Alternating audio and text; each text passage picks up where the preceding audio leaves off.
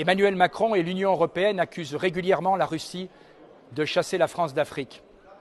On peut aussi se demander si Emmanuel Macron n'est pas l'un des responsables de cette disparition.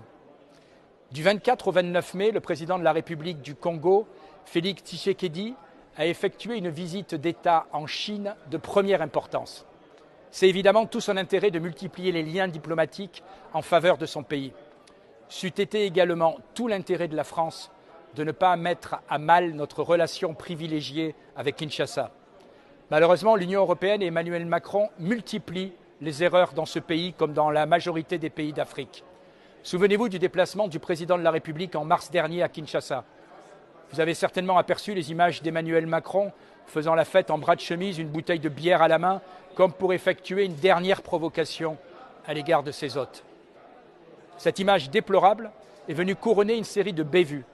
Emmanuel Macron a refusé de condamner fermement le soutien du Rwanda de Paul Kagame aux milices sanguinaires du M23 qui sèment le chaos et la mort dans la région du Kivu. Enfin, il a été très maladroit au moment de commenter une erreur diplomatique magistrale de Jean-Yves Le Drian qui avait évoqué il y a quelques années avec mépris le compromis à l'africaine, provoquant une vague d'indignation chez les dirigeants du continent.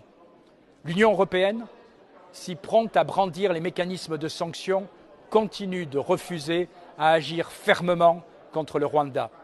Alors que des élections sont prévues en décembre prochain à Kinshasa, il est urgent que la France et l'Union européenne ne soient pas rayées de la carte de la République démocratique du Congo. Il est urgent, avec cet État, comme avec les autres États africains, de reprendre un vrai dialogue en tenant compte de l'intérêt de chacun.